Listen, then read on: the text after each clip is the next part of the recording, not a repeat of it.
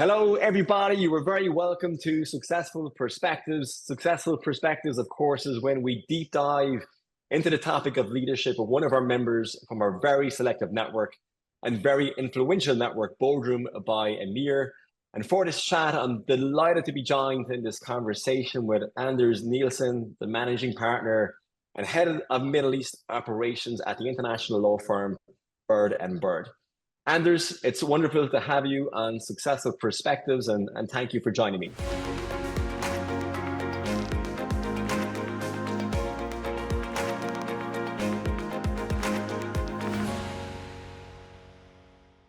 Anders, look, I've had the pleasure of getting to know you as a member over the last number of years, and I actually do remember when we first met in your office, the office you're actually sitting in right now, I'm fairly sure in DIFC.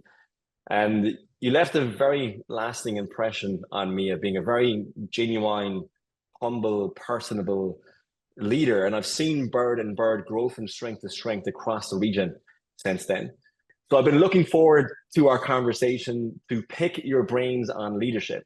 Let's start by going back a little in time. And if you are thinking about your leadership when you were younger, saying when you were starting out in your career, was there an event or a moment when you were younger, looking back on now, that had a significant impact on the kind of leader you are today?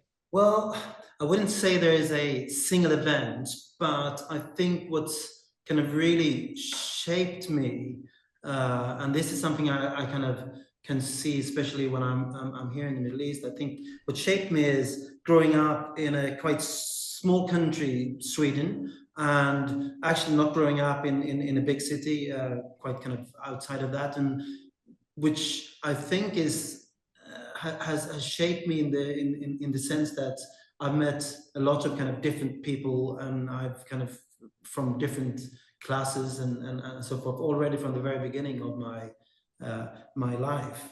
And I think that's kind of helps you when you come to, for example, a place like the Middle East, where you will meet a lot of different cultures and so forth. And but it's also for me in terms of my thinking about hierarchies and how you shape an organization and so forth. Do you feel the values from that upbringing is what would have helped you as a leader now in terms of how you build your culture in the organization?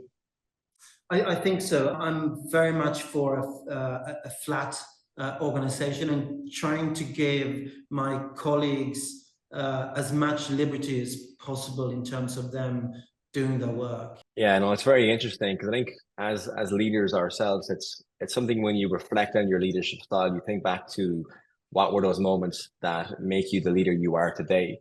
And when looking at leadership for you, what preconceptions did you have about being a top leader in an organization before you took your role?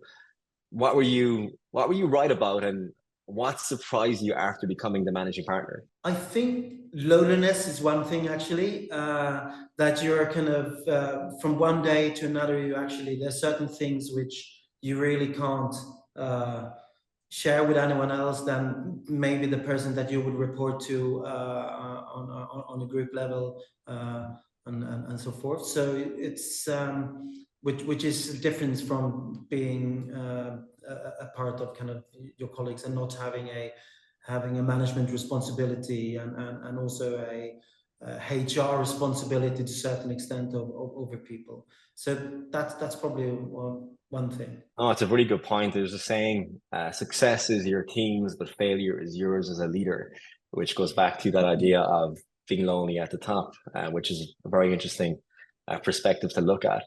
And what have you learned about yourself, like when you initially took on the role of managing partner? I think what I've learned is that I need to push myself to have difficult discussions at an as early stage as possible if something is going wrong. I think it's really easy to kind of to give positive comments and be part of sharing your team. And anyone can do that because it's a positive thing. But having those things that will be those discussions that will be negative for the other side is something which is of course difficult as a person with hopefully with some kind of empathy. It's not an easy task, and most people, and I speak often to kind of peers and about this. It is you try to avoid it, and the risk is that you push it and just kicking the bucket forward and not have it. And we all know that that won't make that situation better. It will just make it even worse. 100% agree. It is challenging. You want to be personable and empathetic to the team, of course, when you're trying to build and foster values and build the right culture. At the same time, those conversations are necessary as a business in order to grow and ensure that everyone is steering in the right direction. Do you feel when you took on the leadership role, did you feel like you were ready right away? Or did it take you time to get comfortable in the role? And would you say you're comfortable No, now? it took me a bit of time. It came quite kind of direct and without much of kind of forewarning. So on the other hand, it's when I took over here, it was a very small organization, and I have always had very good kind of relationship with my peers in Europe and so forth. So yeah, but there's things you can't really prepare yourself for. I think always in the life, and that's something which you kind of just will learn to kind of to tackle as you go along, to kind of tackle new things and doing it on the spot. It's also what makes it interesting as well. Things Yeah, it is. never will go exactly the way you think. Exactly. You can prepare as much as you want, but in practice, things usually don't go as you plan, right?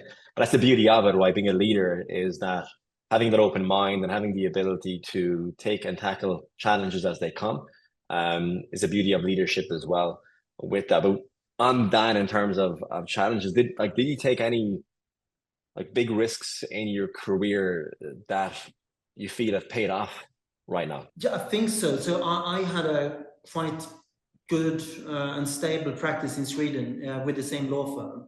And 2014, or a bit before that, I decided to be part of kind of the offering in Middle East. So I basically gave away that practice in Sweden to my dear partners in Stockholm, and started with two empty hands almost in the Middle East. So that, I mean, that was of course a risk. It could have gone extremely wrong, kind of knocking on the door in Stockholm after 18 months, of course. But yeah, I think it's important to take that type of personal risks in order to kind of to grow as a person.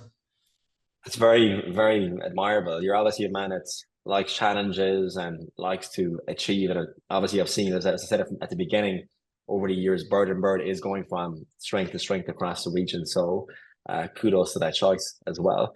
Now, one more question, Anders, before we shift into our rapid fire round. How do you feel leaders can build a company culture in the modern and now increasingly remote workplace? That's a really good question. So I think that the shift we have here is that you need to listen even more to your employees and your colleagues to understand what they want and how they can look upon their future, etc.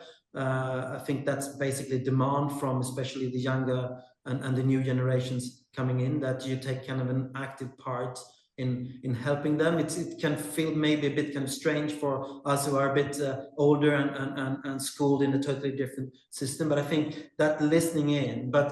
And the other side of that is also that I feel that you need to be even more direct and transparent in what your organization is expecting from them as well, right? Because without the daily, if you don't see people on a daily basis, and you can have these kind of small corrections or small kind of hints and notes of what you kind of expect from them, and giving this kind of micro feedback on a daily basis, I think it's really important that you have made that very clear and continuously make that clear to your colleagues and employees in another setting. And this is something we really,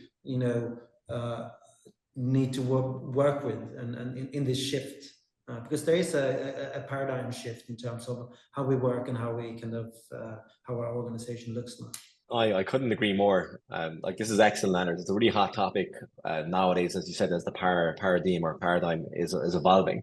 Like even for us as EMIR, as we're growing as a business, we've like in the last year, the addition of our growing network in RIA, the advisory arm of the business, I've been questioning quite a lot and reflecting even on my own leadership style and even our culture and structure in the business.